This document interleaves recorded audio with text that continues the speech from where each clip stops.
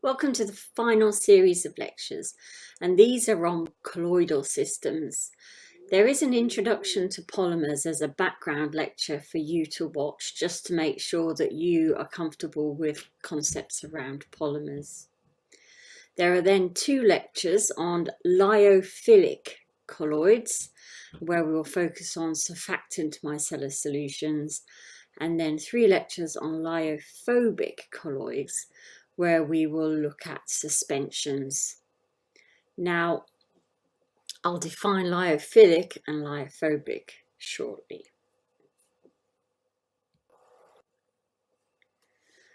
So in lecture 1, in this lecture we will look at micellar solutions, and this is an example of a solvent liking colloid, which is why I call it lyophilic.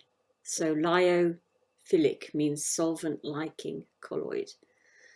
And we're going to consider the properties that affect micelle formation, and we're going to consider surfactant micelles' use in improving the solubilization of poorly water-soluble drugs.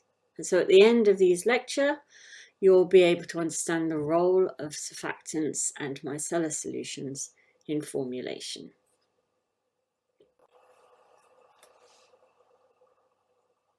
So in the 5 lectures that we cover on colloids of formulation, there will be 2 lectures on lyophilic colloids, and lyophilic colloids are solvent liking. So in the case of where the solvent is water, that would be hydrophilic colloids. And they are stable dispersions, they're actually solutions, and they form spontaneously. Lyophobic colloids, there'll be 3 lectures on lyophobic colloids, and these are solvent hating systems. So lyophobic means solvent hating. So where the solvent is water, that's hydrophobic. So this is where you have suspensions of particles or within a solution, or you have oil droplets within a water environment. So the 2 phases don't mix.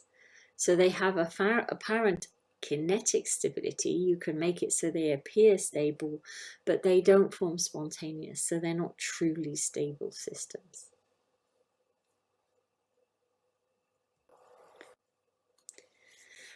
So first of all, what is a colloid? A mixture in which very small particles of one substance are distributed evenly throughout another. And the definition of colloids links to the dimensions of the material that is distributed in the other material.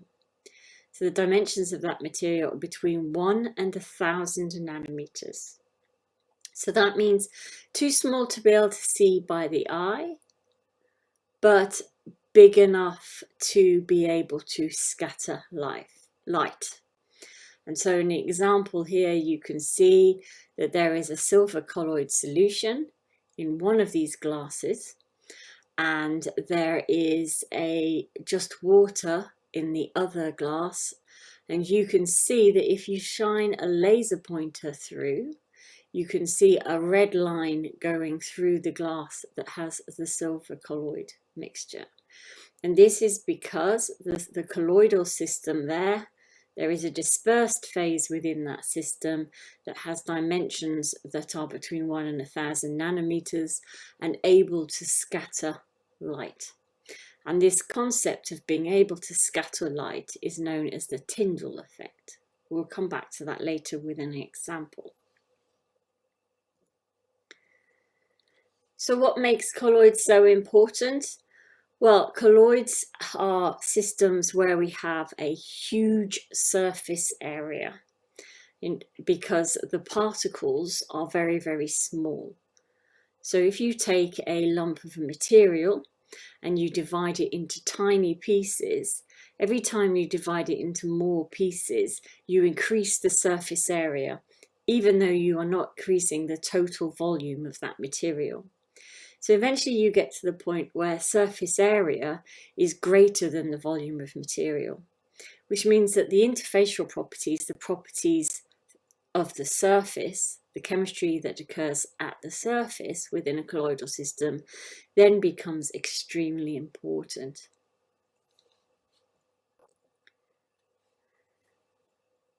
So we need to be able to distinguish between different concepts.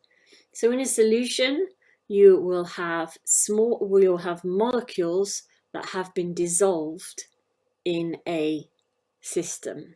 So those molecules, if they are less than 1 nanometer, we have a solution that is not colloidal. Now, if your molecules are much larger, or if you have particles, so multiple molecules stuck together, suspended in a system, then you have a colloidal system if those are the dimensions of those suspended particles or suspended molecules is between 1 and 1,000 nanometers. If the particle size gets larger, so greater than 1,000 nanometers, then you're going to start being able to see that by the eye. Okay, that will scatter light, but you'll also be able to see those. So they tend to have properties that make them non-colloidal. And one of those properties is that you would get sedimentation if the particle sizes are very, very large. So colloidal systems are defined by the size of the dispersed phase, which is between 1 and 1,000 nanometers.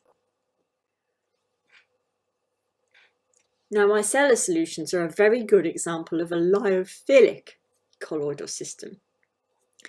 So a lyophilic system is where we have the system dissolved in solution, but the particle or the molecule is within the dimensions of 1 to 1,000 nanometers.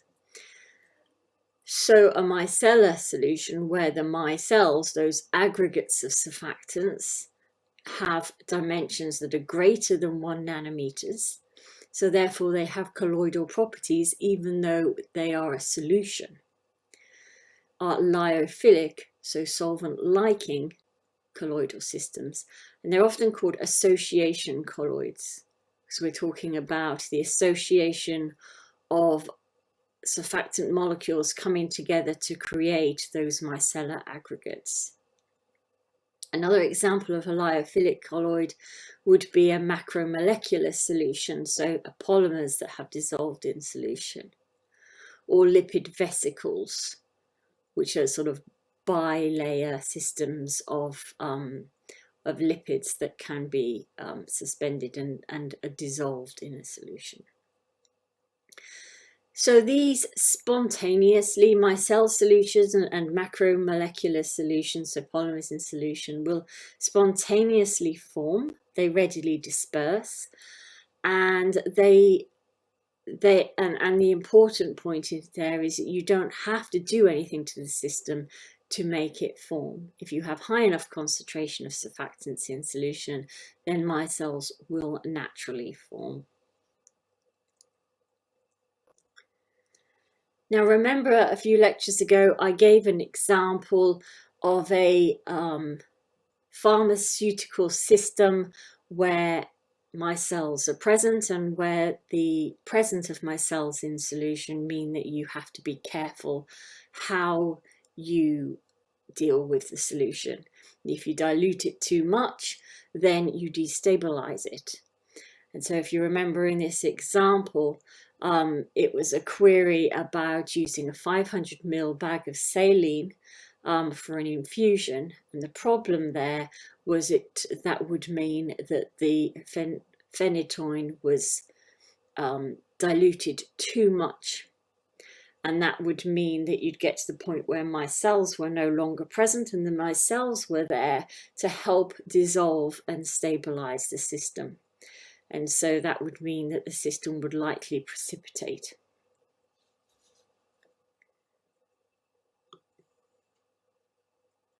Now, this example here is for information only. You don't have to memorize this. It's just to remind you why you're learning about these systems, to give a real example that you can take with you.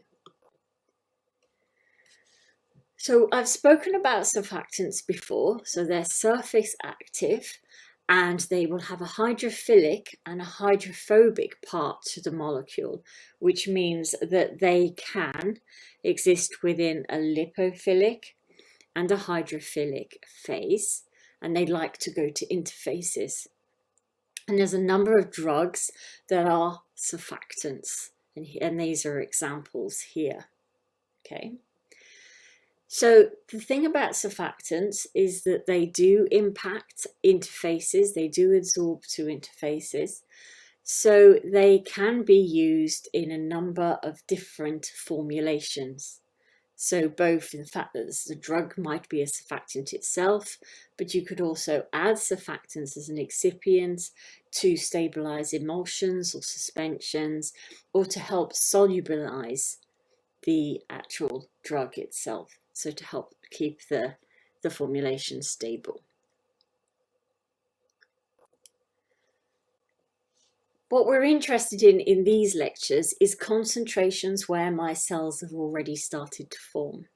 Okay, so in other words, concentrations above the critical micellar concentration.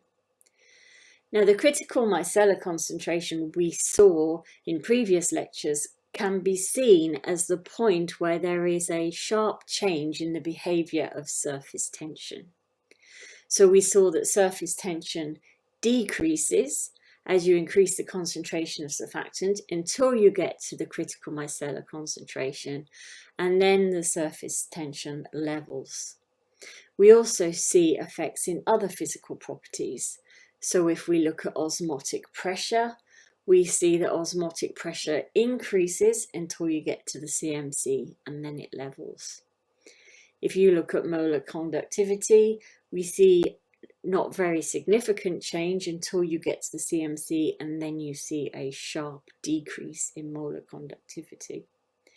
And if you look at turbidity, you can see that turbidity is fairly level below the critical micellar concentration.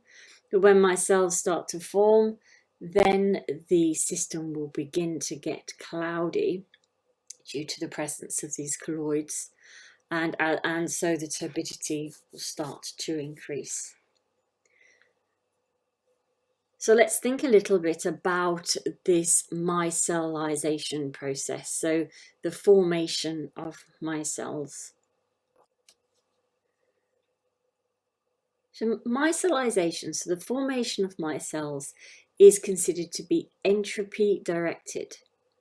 So the energetics of the system, the reason why micelles form, is governed by entropy. And in fact, the entropy of micellization, so delta S for micellization, is between 50 and 150. Now, micellization, if you think about what's happening when you form micelles, you're getting the molecules to arrange in a spherical shape so that the hydrophobic part of each of the molecules is directed inwards, and the hydrophilic part of each of the molecules is directed outwards, so to make a sphere of multiple molecules, so that the surface of the molecules is hydrophilic and the center of the molecules is hydrophobic. And that's an apparent ordering process. You're creating quite an ordered structure. So why would this have a delta S greater than 0? So why would it be apparently associated with a disordering process? And the answer is what is going on, not just in terms of the formation of the micelles, but of the system as a whole. So when you have a molecule that is not in a micelle, the hydrophobic part of the molecule will have to interact with water molecules, and that reduces the mobility of the hydrophobic part of the molecule. It also reduces the mobility of the solvent itself, because the solvent has to cage around the hydrophobic part of the molecule. And so we reduce the mobility of the solvent, and we reduce the mobility of the hydrophobic part of the molecule. Whereas if you put the hydrophobic part of the molecule into the middle of a micelle, you've then created an oily region for the hydrophobic region of the molecule to exist in, and that enables it to have mobility. And the solvent also has more mobility because it no longer needs to cage around, and therefore reduces mobility around a hydrophobic region. So it's the combination of these two things that means that micelles and micelle formation is entropy directed. Now remember I showed you this diagram in a previous lecture, and in this diagram you can see that the hydrophobic parts of this molecule are on the edge, on either end of the molecule. And when those two ends of the molecule are separate from each other, then the solvent has no choice but to cage around it. And the reason why it has to cage around it is because it can't hydrogen bond with it. And that caging process reduces the mobility of the water molecules. It also significantly reduces the mobility of the hydrophobic group. If you bring those two hydrophobic groups together, you reduce the number of water molecules that have to surround it, and you provide more mobility for the hydrophobic part of the molecule by interacting with another hydrophobic group. And this works even better within a micellar structure where the hydrophobic part of the molecule can completely remove itself from interaction with water.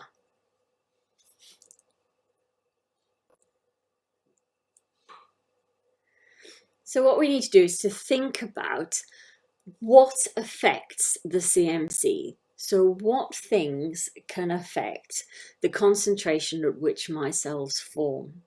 This is going to be important for us because we're going to be thinking about how we use surfactants in formulation. Do we want micelles to be present? Do we want a lot of micelles to be present or none?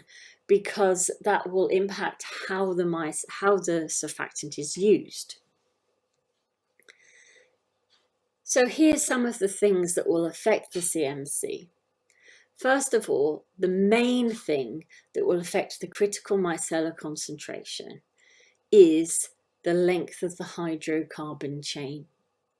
Okay, and this is because the micellar structures that we're talking about are forming micelles in an aqueous environment, and the longer the hydrocarbon chain, the bigger the need for the molecule, for that part of the molecule to get away from water.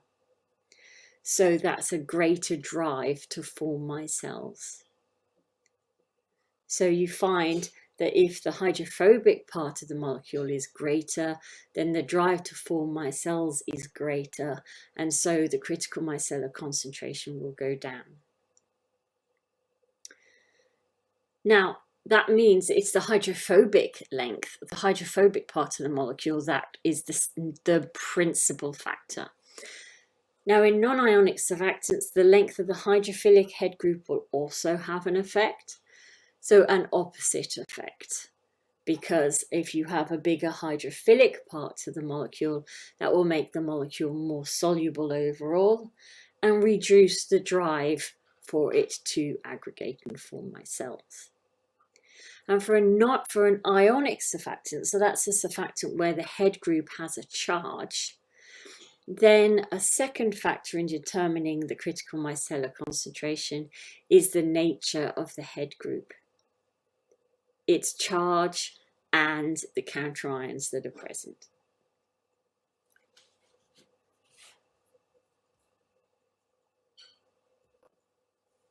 So let's start with the hydrocarbon chain.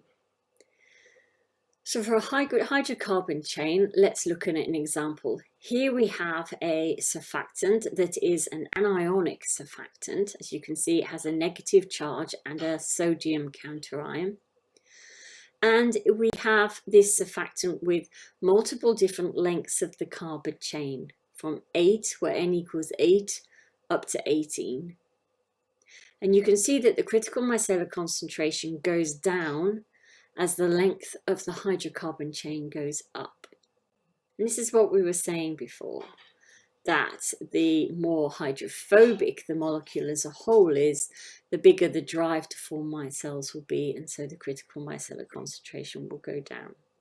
And in fact, in water, the critical micellar concentration of ionic surfactants is approximately halved by the addition of every CH2 group that is added.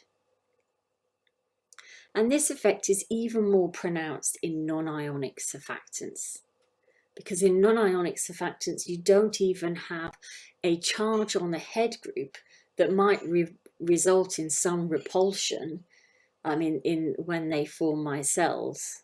So non-ionic surfactants, you would see a bigger effect by increasing the length of the hydrocarbon chain.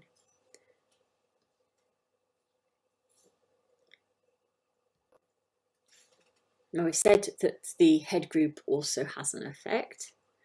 So there we need to split our surfactants into two. We need to talk about non-ionic head group and ionic surfactant head groups. So in non-ionic surfactant head groups, as I said before, we lower the critical micellar concentration, and you have larger aggregate numbers compared to ionic surfactants. Okay.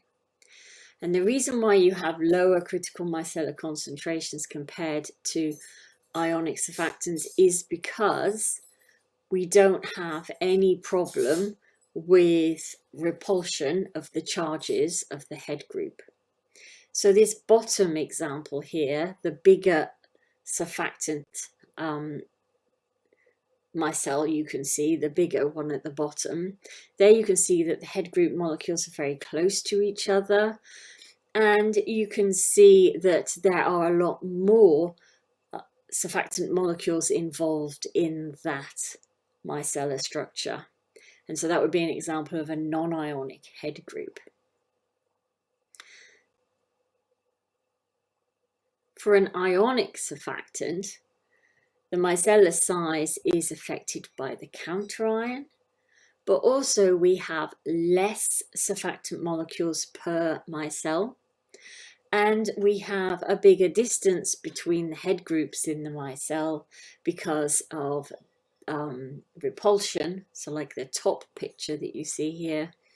And so the aggregates are smaller and the critical micellar concentrations tend to be higher for ionic surfactants because of the charge in their head group.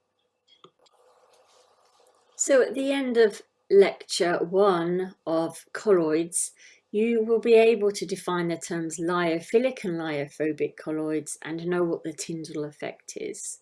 You'll also know how physical properties change for solutions with increasing surfactant concentrations, and you'll understand what drives micelle formation and how surfactant structure influences the critical micellar concentration.